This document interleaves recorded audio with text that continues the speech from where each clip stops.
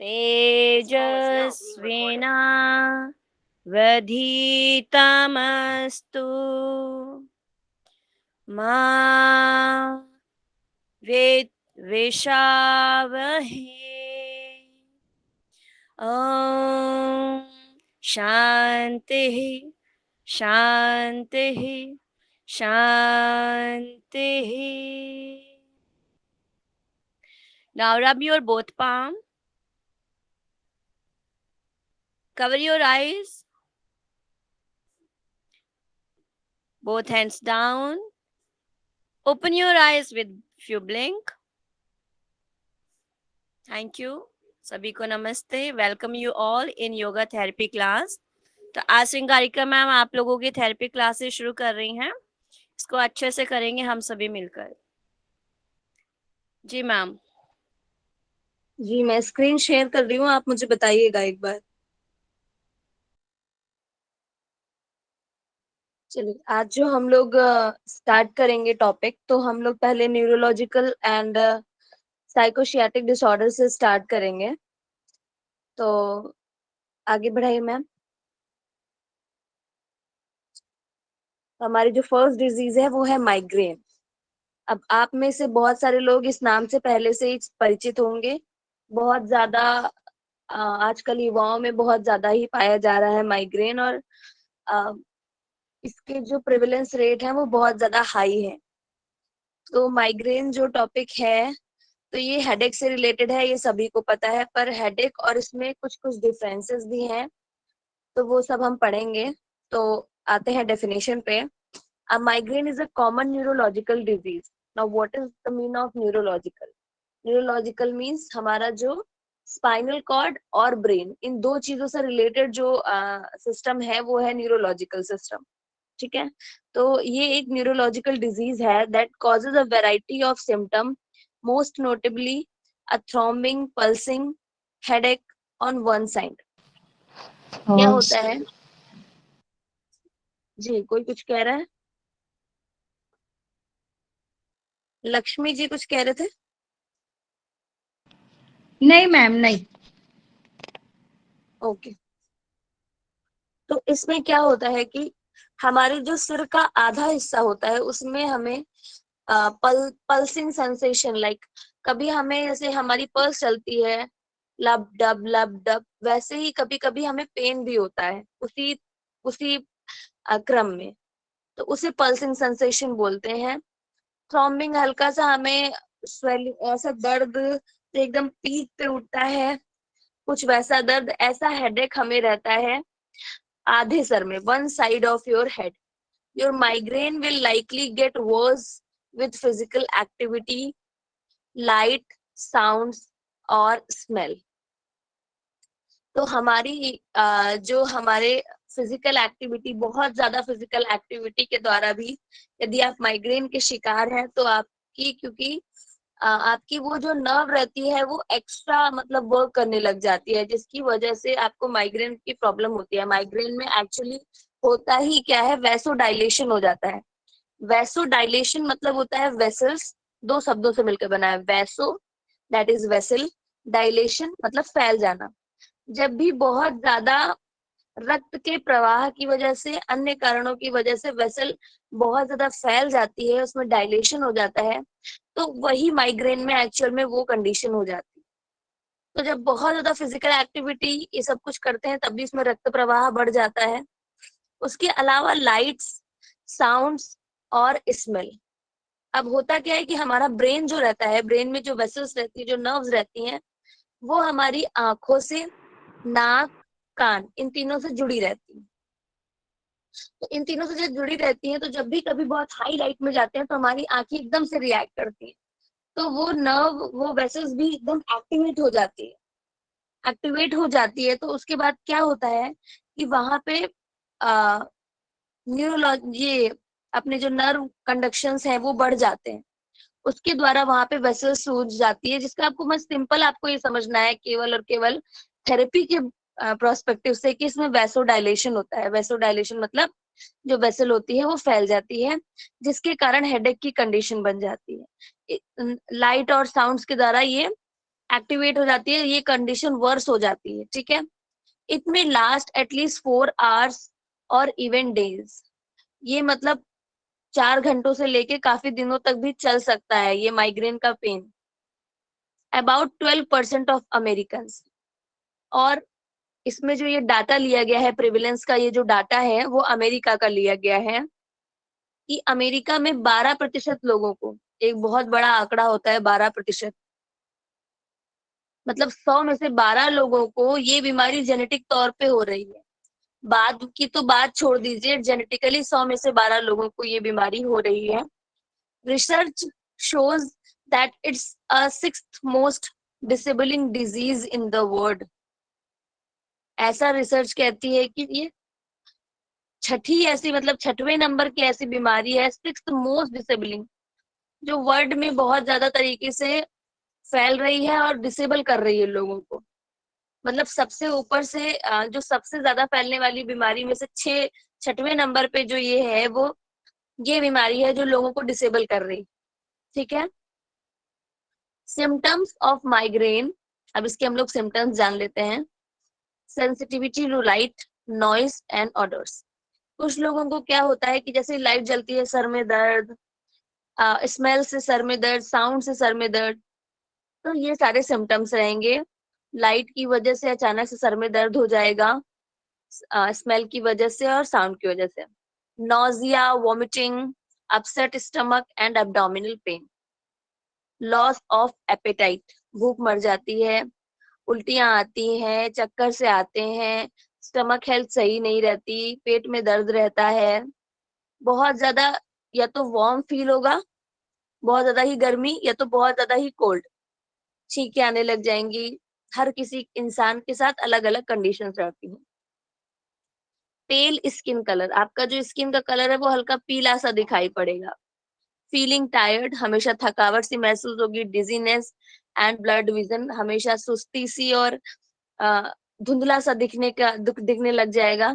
Tender scalp, आपकी जो scalp है वो हल्की सी टेंडर टेंडर हो जाएगी, एकदम रूखी रूखी सी हो जाएगी, ठीक है। डायरिया, फीवर, ये सारे इसके सिम्टम्स है। मैम नेक्स्ट स्लाइड कर दीजिए। Now the 4 phases of migraine और हेडेक। अब इसके 4 phases होते हैं। पहला फेज प्रोड्रोम, ऑरा, हेडेक और पोस्ट्रोम। अब प्रोड्रोम जो होता है वो 3 घंटे तक चल सकता है, सेवरल डेज पे, ठीक है। ऑरा 5 to 60 मिनट्स का रहता है।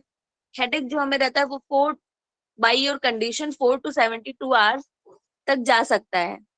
और पोस्ट्रोम 1 to 2 days तक अपने सिम्टम्स दिखाता है। ये बार बार जो लोग ऐड होते हैं इसकी वजह से काफी डिस्टरबेंस होता है बीच बीच में इनको ऐड करने में। इन लोगों को टाइमिंग पता नहीं रहता है क्या मैम? बार बार डिस्टरबेंस क्रिएट होता है पढ़ाने में। एमडीवाईए की टीम से और कोई नहीं जुड़ा हुआ है? प्रेरणा जी जुड़ी हुई थी।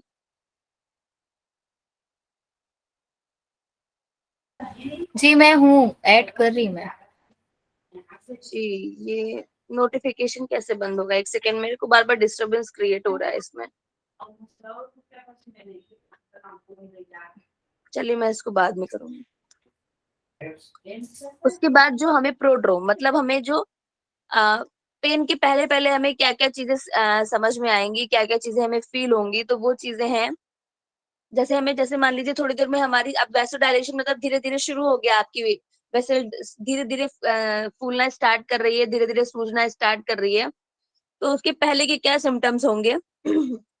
आपको दर्द होने के पहले के प्रॉब्लम्स कंसंट्रेटिंग, हल्का सा आपको कंसंट्रेट करने की कोशिश करेंगे तो हो नहीं पाएगा, ठीक है। इरिटेशन रहेगी, डिप्रेशन रहेगा, बोलने और लिख पढ़ने में जो है डिफिकल्टी होगी। ये सारे मतलब पहले के सिम्टम्स हैं, जैसे ही आपको पेन स्टार्ट होने वाला होगा उसके पहले ही के। स्लीप, सोने में दिक्कत, बहुत ज्यादा आपको जिरम्भा आएगी, जम्हाई बहुत ज्यादा आएगी, नौजिया, चक्कर सा आएगा, फटीग, थकावट रहेगी, और लाइट और साउंड के प्रति सेंसिटिविटी बढ़ जाएगी आपकी। फूड क्रेविंग्स, कुछ कुछ खाने का मन करेगा, कुछ लोगों को चॉकलेट वगैरह खाने का बहुत ज्यादा मन करने लगता है। आपको बार बार यूरिन के लिए जाने का मन करेगा, बार बार आपको, ठीक है। मसल्स में स्टिफनेस, टाइटनेस बढ़ जाएगी आपके। अब क्या क्या है कि आपको हल्का हल्का ऑरा, मतलब ऑरा मतलब कि फैला हुआ दर्द। ऑरा मतलब एक होता है ऑरा, एक होता है विदाउट ऑरा। तो ऑरा होता है कि मतलब एक जगह पे दर्द नहीं, हल लाइट दर्द लेकिन हल्का हल्का दर्द, लेकिन काफी एरिया को कवर करता है, दैट इज ऑरा, ठीक है। What is without aura is कि आपको एक ही पॉइंट पे बहुत तेजी से दर्द हो रहा है, किसी एक पॉइंट पे ही बहुत तेजी से दर्द हो रहा है, दैट इज विदाउट ऑरा। और यदि पूरे स्थान पर, एक मान लीजिए हम लोग को दांत में जब दर्द होता है तो हमारे पूरे इधर का एक साइड, जिस साइड भी दर्द हो रहा है उस साइड का पूरा एरिया कवर कर लेता है। तो ऑरा मतलब हल्का पेन लेकिन काफी स्थान पर, ठीक है, काफी जगह को घेरे हुए।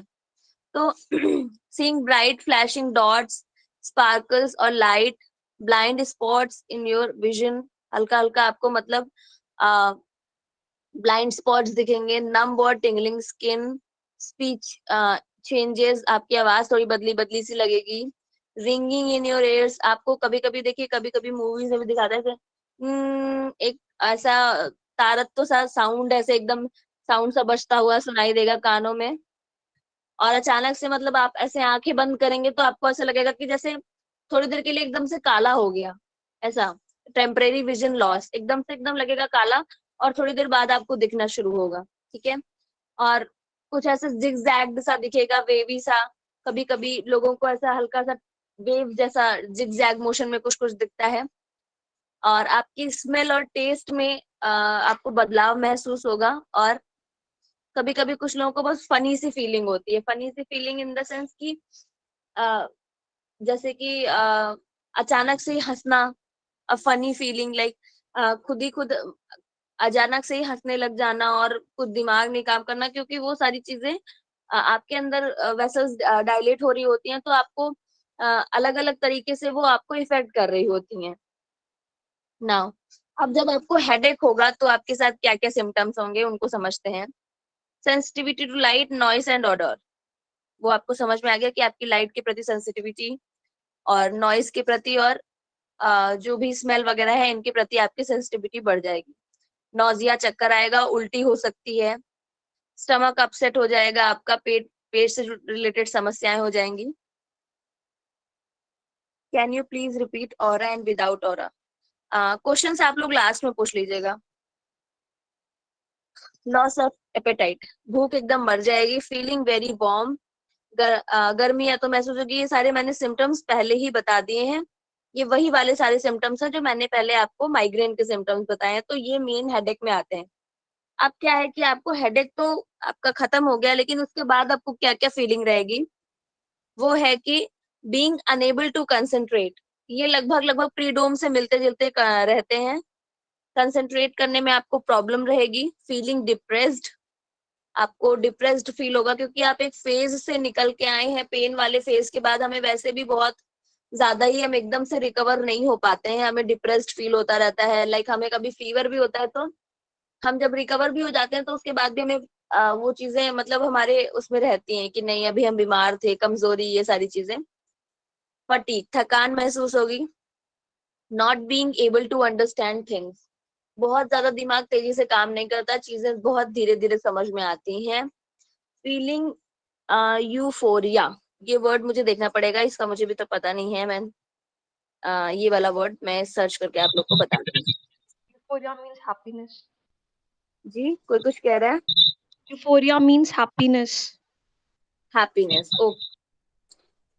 तो कुछ, क्योंकि दर्द के बाद इंसान को एक हैप्पीनेस भी रहती है कि नहीं अभी हमारा दर्द समाप्त हो गया, तो एक ये चीज की भी फीलिंग आपके अंदर रहेगी।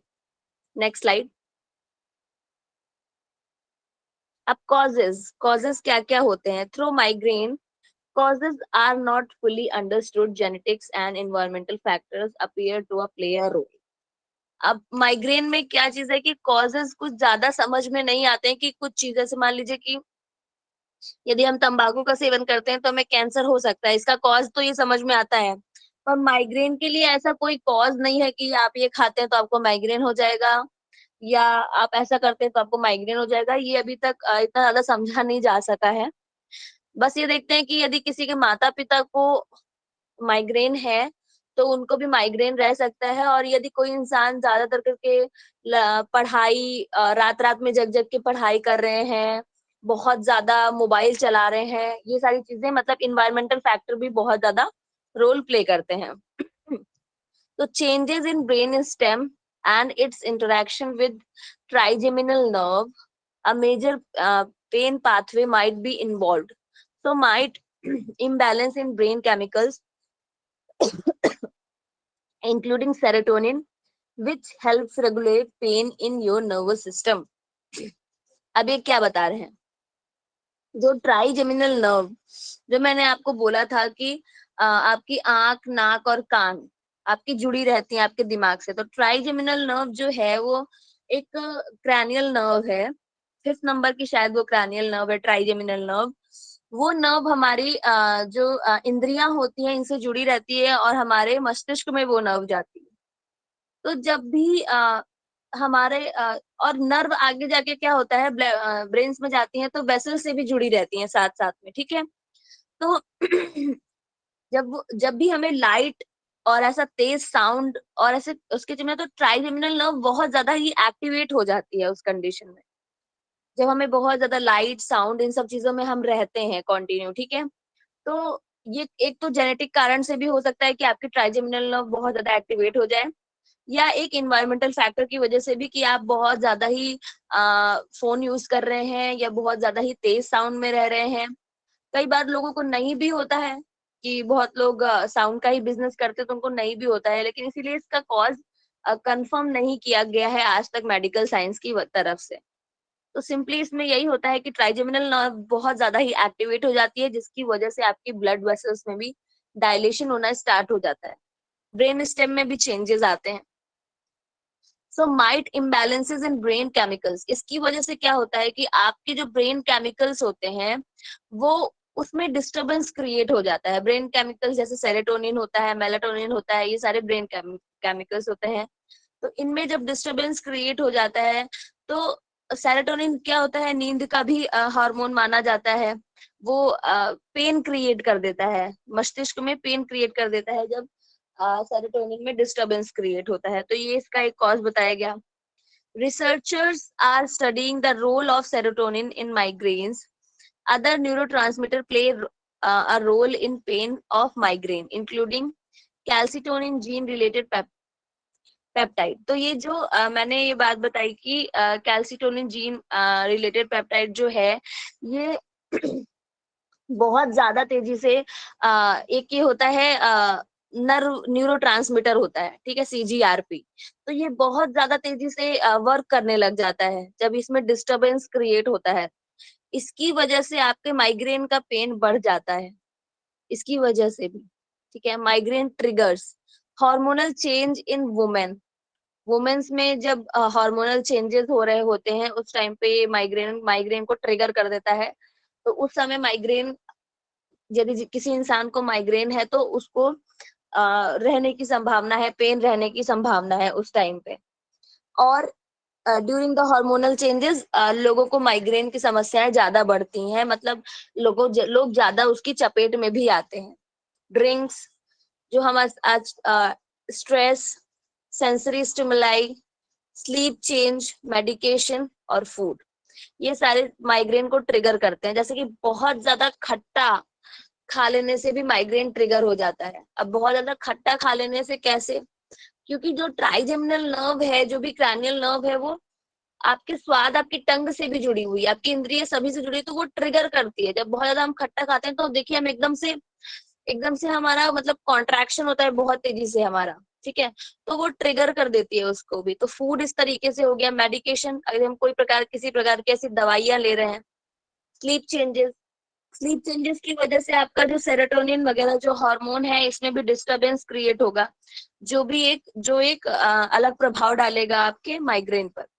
सेंसरी स्टिमुलाई, ये सेंसरी स्टिमुलाई मतलब लाइट और साउंड, ये सारी चीजें, ठीक है। अब आते हैं इसके यौगिक मैनेजमेंट, जो आपका मेन टॉपिक है।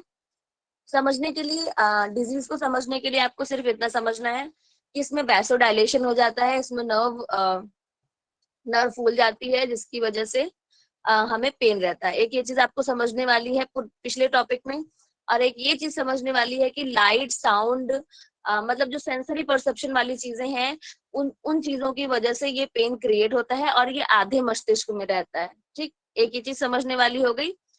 तीसरी चीज ये चीज समझनी हो गई कि इसमें ट्राइजेमिनल नर्व रहती है, इफेक्टेड रहती है। ठीक है, अब आ जाते हैं इसके यौगिक मैनेजमेंट पे। अब जब आप इतनी बातें अपने दिमाग में रखेंगे तो आप इसके यौगिक मैनेजमेंट को समझिए, जो कि आपका मेन टॉपिक है। डिजीज से बहुत ज्यादा कुछ नहीं पूछता है, उसके यौगिक मैनेजमेंट से ही चीजें पूछी जाती है। तो षटकर्म, नेति, कुंजल, शंख प्रक्षालन। अब नेति जो है वो मेरे हिसाब से यहाँ पे जल नीति करवाएंगे, रबड़ नीति नहीं करवाएंगे। रबड़ नीति इसलिए नहीं करवाएंगे या सूत्र नीति इसलिए नहीं करवाएंगे क्योंकि सूत्र नीति भी ट्रिगर कर देगी उसको, हाँ, ट्राइजेमिनल नर्व को। ठीक है, वो भी उसको दिक्कत करेगी। तो इसलिए जल नीति, कुंजल। कुंजल से क्या होते हैं, विषाक्त तत्व तो बाहर आते हैं, साथ साथ में जो इसके सिम्टम्स हैं लाइक डिप्रेशन और जो अन्य इसके साथ सिम्टम्स लग जाते हैं, जिनको माइग्रेन हो जाता है धीरे धीरे करके, उनको इतनी मेडिकेशन उनकी चलने लग जाती हैं कि उनको दवाएं भी बहुत तरीके की चलने लग जाती हैं, तो ओबेज हो जाते हैं। तो कुंजल से उस तरह की विषाक्त तत्व निकल जाएंगे। सेम है शंख प्रक्षालन। शंख प्रक्षालन भी उनको इसीलिए दिया जाएगा ताकि उनके शरीर से जो विषाक्त तत्व है, जो भी चीजें मेडिकेशन यदि वो ले रहे हैं, तो उनका भी वो भी बाहर निकल के आ जाए। और जो भी हार्मोनल इम्बैलेंसेस होते हैं, जैसे कि इस बीमारी में हार्मोनल इम्बैलेंसेस हो रहे हैं, तो उसको भी वो चीज शंख प्रक्षालन और कुंजल बहुत हद तक उसको जो सही करेगा। तो नेति इसमें मेन माइग्रेन पे काम करेगा, और कुंजल और शंख प्रक्षालन जो उसके सिम्टम्स हैं उन पर काम करेगा बेसिकली। आसन पे आते हैं। पाद हस्तासन, पद्मासन, वीरासन, अधोमुखासन, पश्चिमोत्तानासन, मार्जरी आसन और सूर्यभेदी आसन। ठीक है, अब अगर आप आसन पे ध्यान देंगे तो इसमें जो भी आसन है, इसमें सिर का मूवमेंट है। जैसे कि पाद हस्तासन, आपका सिर नीचे जाएगा। पद्मासन में सिंपली सिर आपका सीधे रहेगा। वीरासन, अधोमुखासन, पश्चिमोत्तानासन, मार्जरी आसन और सेतु बंधासन। तो अलग अलग सिर की पोजीशंस हैं इसमें, अलग अलग। पश्चिमोत्तानासन में सिर आगे की तरफ जाएगा, मार्जरी में आपको अपनी बैक के साथ साथ अपने सिर का मूवमेंट करना है, सेतुबंध में आपका सिर नीचे रहेगा, आपकी बॉडी उठेगी। तो कहीं वो हर एक पोजीशन में सिर को ले जाके उसके साथ हम लोग उसको ठीक करने का प्रयास करेंगे। अब इसमें जो यौगिक मैनेजमेंट डाला जाता है, तो ये यौगिक मैनेजमेंट कैसे डाला जाता है, रिसर्च के बेस्ड पे डाला जाता है। ठीक है, तो जैसे कि आप ये भी प्रश्न कर सकते हैं कि मैम पद्मासन से कैसे माइग्रेन ठीक होगा। तो इन पे रिसर्चेस हुई है कि इनको करवाया गया है लोगों पे, और उसके बाद देखा गया है कि हाँ, उनके ऊपर इफेक्ट पड़े हैं, उनके ऊपर इफेक्ट आए हैं। तो वहां से ये चीजें ली गई हैं, और उन्होंने इसकी ऐसी कोई मैकेनिज्म नहीं बता रखी कि पद्मासन से कैसे वो चीजें हो रही हैं। ठीक है, लेकिन हाँ, ये बताया है कि पद्मासन करवाने से इफेक्ट दिख रहा है, इफेक्ट जो है वो पड़ रहा है। तो इसको आप लोग ऐसे समझ लीजिए कि हाँ, ये चीजें ऐसे से करवाने से ऐसे ऐसी चीजों पे इफेक्ट पड़ेगा। ठीक, नेक्स्ट आ गया प्राणायाम। प्राणायाम में भ्रामरी, भस्त्रिका और नाड़ी शोधन। सबसे पहले भ्रामरी नाड़ी शोधन जो करेगा वो आपकी नाड़ियों की शुद्धि करेगा। तो जो आपकी वैसो डायलेशन जो आपका हो रहा है, तो जब आप ज्यादा से ज्यादा नाड़ी शोधन और भस्त्रिका दोनों में ही जब आप ज्यादा से ज्यादा प्राणायाम करेंगे, तो आप जो ऑक्सीजन है वो एक पूल पूल गैस बन जाती है। तो वो आपके अंदर जाके ऑक्सीजन जो है वो, जो आपका वैसो डायलेशन हो रहा है, जो आपकी नर्व में प्रॉब्लम हो रही है, उसको जाके हील करने का काम करेगा। ठीक है, तो भस्त्रिका और नाड़ी शोधन हीलिंग के लिए। भ्रामरी क्या काम करेगा, भ्रामरी बहुत ज्यादा ही वाइब्रेशन क्रिएट करता है ड्यूरिंग व्हेन, कि हम जब भ्रामरी प्राणायाम करते हैं तो वो बहुत ज्यादा वाइब्रेशन क्रिएट करता है, जिसकी वजह से क्या होता है कि हमारे जो भी नर्व सेल्स होते हैं, तो वो वाइब्रेशंस के द्वारा इधर उधर होके और अपने आप को रीअरेंज करते हैं, अपने आप को ठीक करते हैं। तो जो भी ये न्यूरोट्रांसमीटर बहुत ज्यादा ही एक्टिवेट हो जाते हैं, बहुत ज्यादा मैसेज फॉरवर्ड करने लग जाते हैं, तो उनको कंट्रोल करने के लिए भ्रामरी और भस्त्रिका और नाड़ी शोधन, जो हमारा वैसोडाइलेशन हो रहा है उसको कंट्रोल करने के लिए। नाउ रिलैक्सेशन टेक्निक्स में शवासन और योग निद्रा ये बहुत ही ज्यादा जरूरी है। शवासन और योग निद्रा जो कि करवाना ही चाहिए पेशेंट्स। आगे मैम।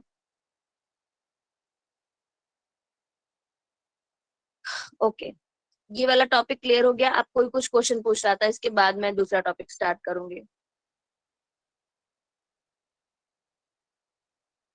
कोई पूछ रहा था मुझसे ऑरा हाँ, वाला कुछ aura question. Aura and without aura के जो सिम्टम्स आपने बताया ना, वो एक बार रिपीट कर देंगी प्लीज? जी देखिए, मैं आपको सिंपली समझाती हूँ। जैसे ऑरा का मैं पहले समझाती हूँ आपको कि जैसे आप ऑरा वाला दर्द जो है ना, ये दांत, कान, इन सब का जो दर्द होता है ये ऑरा के साथ होता है। मतलब यदि आपको आपके कान में दर्द हो रहा है या आपके दांत में दर्द हो रहा है, तो आप मानिए कि आपको वो दर्द आपके कंधे तक भी महसूस होता है या गले तक तो महसूस होता ही है और ऊपर सर तक जाता है। तो मतलब जब आपको दर्द है और उसके साथ वो एक बड़े एरिया को कवर कर रहा है, समझ रही हैं? आपका दर्द जब एक एक निश्चित स्थान पर ना होकर एक पूरे एरिया को कवर कर रहा है, तो दैट इज विद ऑरा। ठीक है। और विदाउट ऑरा क्या चीज होती है कि जिसमें एक एक पॉइंट पे बस एकदम बहुत तेज दर्द हो रहा है, लेकिन एक पॉइंट पे ही दर्द हो रहा है। ठीक है। तो ऐसे को बोलते हैं विदाउट ऑरा।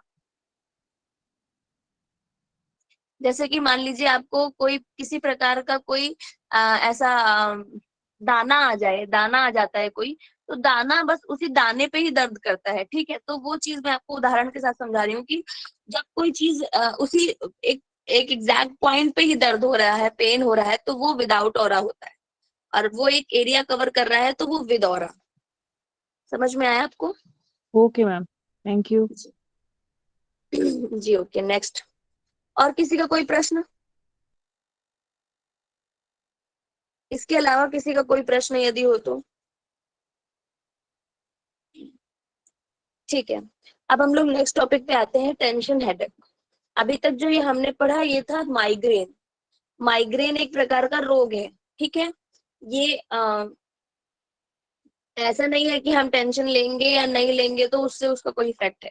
अब ये जो टेंशन हेडेक है, ये हम स्वयं जनरेट करते हैं tension headache.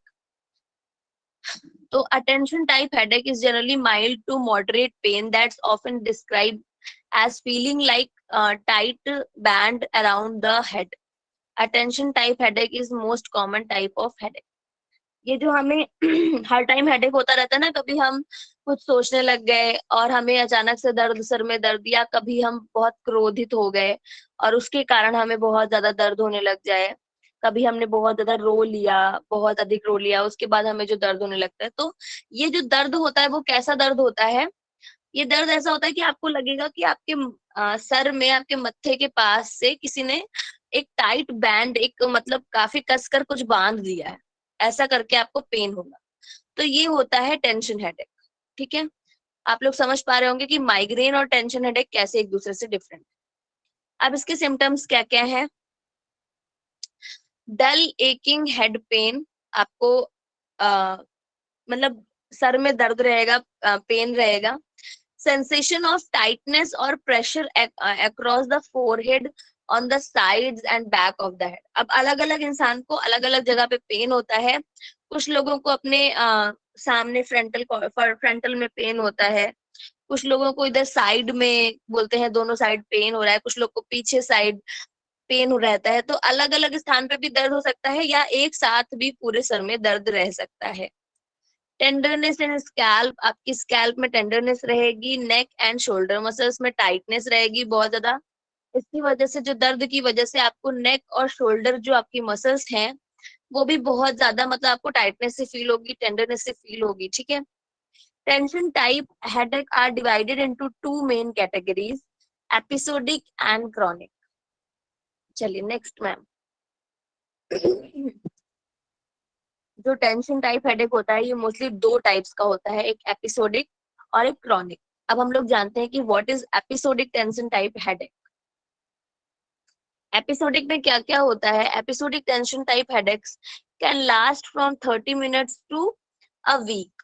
Frequent episodic tension time headaches occur less than 15 days, a month, at least 3 months. frequent episodic tension type headaches may become chronic. अब जब हमें शुरुआती दौर में जो मतलब जिसको हम एक्यूट भी बोल सकते हैं, एपिसोडिक वाले को एक्यूट भी बोल सकते हैं, कि शुरुआती दौर में जब ये प्रॉब्लम स्टार्ट हो रही होती है या जो हमें शुरुआती इसके लक्षण देखने को मिलते हैं, तो हमें इसे आधे घंटे से लेके एक वीक तक का भी टाइम लग सकता है कि हमें सर दर्द रह रहा है।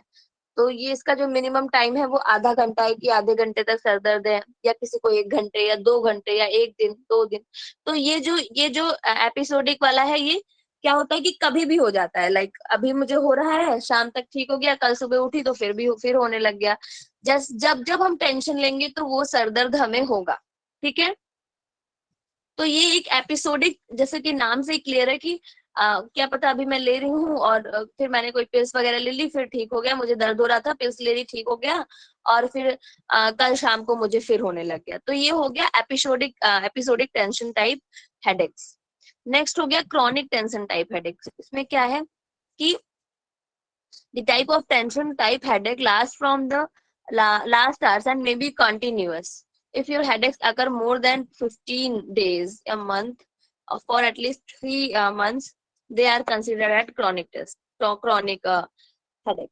तो इसमें क्या है, इसमें बताया जा रहा है कि यदि आपको 1 महीने में 15 दिन से ज्यादा सर दर्द रहता है और ये कंटिन्यू 3 महीने तक हो रहा है आपको, मतलब हर महीने आपको, मान लीजिए ये जून चल रहा है, जून में आपको 15 दिन तक दर्द रहा, आपने महीने में काउंट किया, आपको 18 दिन दर्द रहा, ठीक है, मान लीजिए।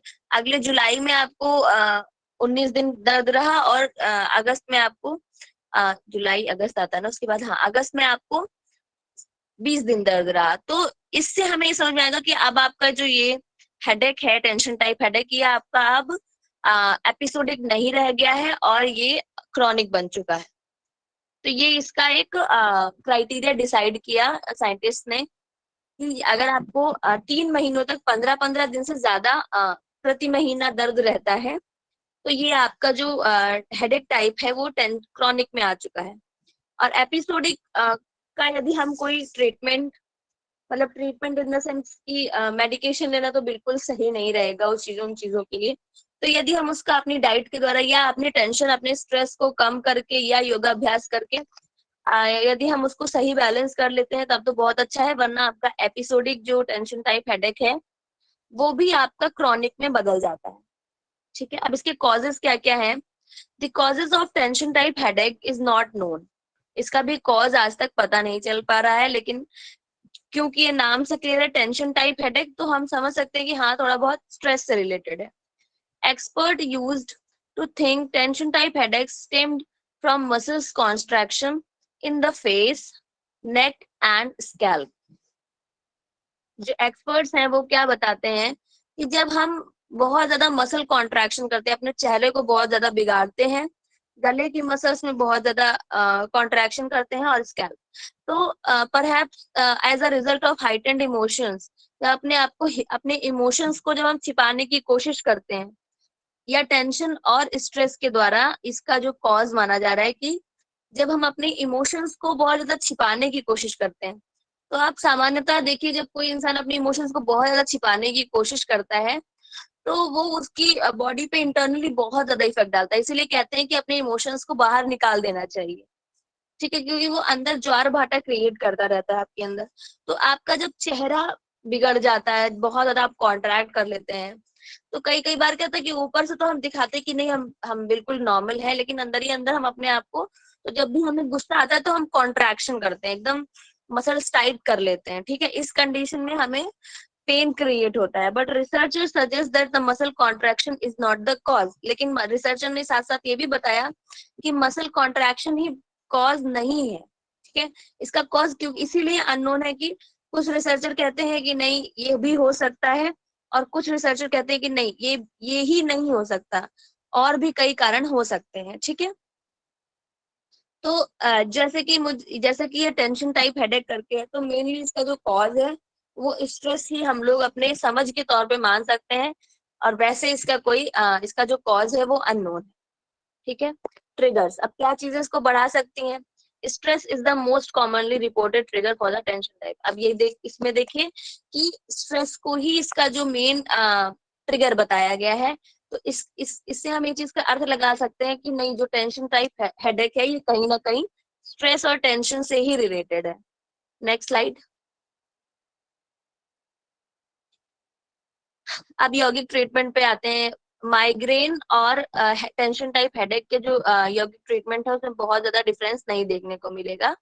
तो इसका जो इसमें पहले मैं हेडेक्स के एक सेकेंड, ठीक है, इसके नीचे पहले टाइप्स दिए हुए हैं, पहले वो देख लेते हैं। Sinus pain is behind brow bone and are cheek bones, मतलब जो आपके साइनसेस होते हैं, जो भी आपके साइनसेस होते हैं उसमें जो पेन रहता है, ठीक है, तो वो भी हेडेक्स के अंदर आता है, ठीक है। तो जो आपके साइनसेस में जो पेन रहेगा आपके इधर आईब्रोज के ऊपर इधर साइड, और आपके इधर नाक के नीचे ब्रो बोन के आपके नीचे चीक बोन्स के नीचे, यहाँ पे आपके साइनसेस होते हैं चीक, तो यहाँ पे आपको पेन रहेगा, ठीक है। ये हो गया साइनस टाइप। क्लस्टर टाइप में है cluster pain is in and around one eye, आपके एक आंख के पास, आपको आंख में आपके पास दर्द होता रहेगा। टेंशन में क्या है, pain is like band squeezing the head, आपका जो जैसे आपको कोई बैंड ऐसे कस के बांध दिया जाए तो उस तरह का कुछ दर्द रहेगा। और माइग्रेन, ये हेडेक्स के टाइप बताया जा रहा है। माइग्रेन जो कि मैंने आपको पहले ही बता दिया कि आधे सिर में आपको दर्द रहेगा, और पेन और नॉजिया विजुअल चेंजेस जैसे सिम्टम्स आपको दिखाई दे, ठीक है। साइनस जो है वो साइनस में साइनसाइटिस से भी रिलेटेड है, ठीक है। तो अब हम लोग आते हैं यौगिक ट्रीटमेंट पे। तो षटकर्म में हम क्या क्या देंगे, जलनेति, सूत्रनेति इसमें दे सकते हैं क्योंकि इसमें ऐसा कुछ भी इरिटेट करने वाला नहीं है, वो अंदर जाके उसको स्वच्छ करेगी, तो सूत्रनेति इसमें दे सकते हैं। और कपालभाति। आसन में ताड़ासन, तिर्यक ताड़ासन। नेक्स्ट नेक्स्ट, बस इतनी ही यौगिक मैनेजमेंट लिखा है इसमें मीनाक्षी जी ने। एक बार मैम पीछे कीजिएगा थोड़ा सा, ठीक है। इसमें मैम इसमें वो दिखाइए यौगिक मैनेजमेंट, ठीक है। बाकी जो इसका अदर यौगिक मैनेजमेंट है वो सेम माइग्रेन के जैसा चलेगा, मतलब प्राणायाम और ये ध्यान वगैरह ये माइग्रेन के जैसा ही रहेगा। शवासन आपको करना है, इसमें योग निद्रा आपको करनी। जी तो कुछ कह रहा है मैम, इसमें जो कपालभाति है वो कैसे इफेक्ट करेगा टेंशन को?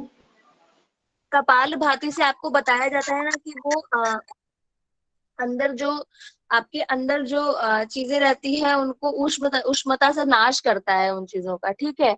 कपाल भाती करने से आपके जो मस्तक प्रदेश है इसकी भी स्वच्छता होती है, इसकी भी सफाई होती है, और उस पे बहुत ज्यादा इफेक्ट करता है। तो जब हम कपाल भाती तेजी से करेंगे तो उससे क्या होगा कि हमारी जो नर्व सेल्स होंगी ना वो उसमें भी एक वाइब्रेशन क्रिएट होगा, और वो अपने आप को शिफ्ट करेंगी, अपने आप को हील करेंगी कपाल भाती से, क्योंकि उष्मता से चीजें हील होती हैं, ठीक है। ओके। माइग्रेन में तो माइग्रेन में तो वैसोडाइलेशन की कंडीशन क्रिएट हो रही है, लेकिन इसमें वैसोडाइलेशन की कंडीशन नहीं क्रिएट हो रही।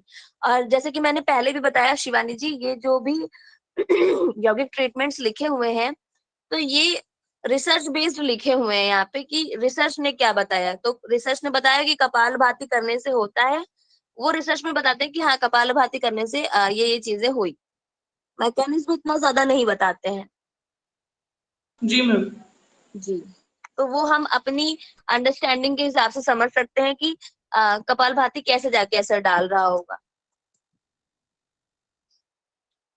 नेक्स्ट मैम, पूजा मैम कितनी देर तक क्लास चलती है वैसे?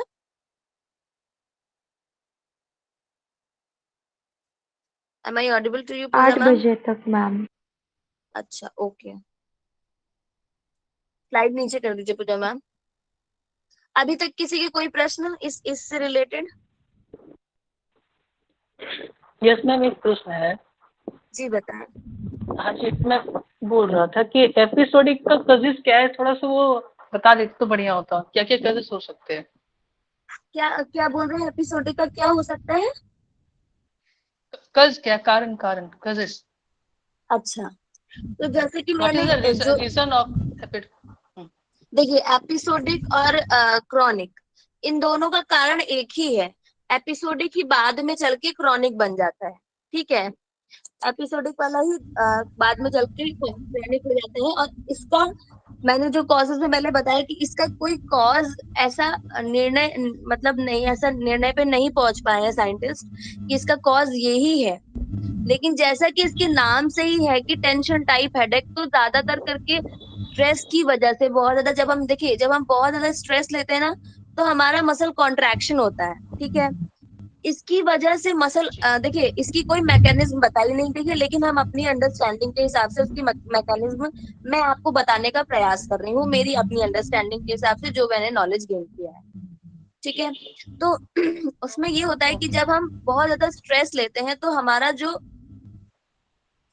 ब्लड फ्लो है वो भी बहुत ज्यादा तेज हो जाता है। जब हम बहुत ज्यादा स्ट्रेस लेते हैं, बहुत ज्यादा चीजों को सोचते हैं, तो हमारा कॉर्टिसोल बढ़ जाता है, जिसकी वजह से ब्लड फ्लो वगैरह बहुत फास्ट हो जाता है, मसल कॉन्ट्रैक्ट हो जाती है, एकदम हम फाइट और फ्लाइट वाली कंडीशन में आ जाते हैं।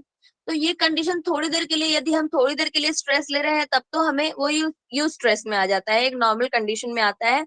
यदि हम पढ़ाई के लिए थोड़ा स्ट्रेस लेते हैं, that's not harmful for us, वो हमारे लिए दिक्कत नहीं क्रिएट करेगा। लेकिन यदि हम डी स्ट्रेस लेना शुरू कर दें, तो वो बहुत सारी चीजें क्रिएट कर देता है। तो वैसे तो इसका कॉज साइंटिस्ट ने कुछ भी नहीं बताया, लेकिन हम अपनी समझ के हिसाब से इसको समझ सकते हैं कि जब हम स्ट्रेस लेंगे, हमारी मसल कॉन्ट्रैक्शन हो जाएगा और ब्लड फ्लो इधर कॉर्टिसोल की वजह से तेज हो जाएगा। तो इन सारी चीजों की वजह से, क्योंकि कॉन्ट्रैक्शन आप लोग एक एक्सपेरिमेंट कर सकते हैं कि आप अपनी मुट्ठी को ही बहुत तेजी से बंद कीजिए, तो आपको एक पेन महसूस होगा। जब आप बहुत तेजी से अपनी मुट्ठी को बंद करते हैं तो आपको एक तनाव महसूस होगा। क्यों? क्योंकि इसमें मसल कॉन्ट्रैक्ट होती है। जब हम रिलैक्स करते हैं, जब हम मसल को ढीला छोड़ते हैं, तो उसमें आराम से वो पेन चला जाता है, ठीक है। तो इन सारी चीजों की वजह से पेन रहता है, और इसका कोई ऐसा मतलब कारण इसका नहीं बताया गया है साइंटिस्ट की तरफ से कि क्या कारण हो सकता है। आई होप आपको क्लियर हुआ होगा। Thank you ma'am. यस जी। Yes sir. ओके। और किसी का कोई प्रश्न? चलिए, किसी और का कोई प्रश्न नहीं है। चलिए, सभी को मेरा प्रणाम। आप लोगों से कल मुलाकात हो। Thank you, ma'am. Thank you ma'am. Thank you.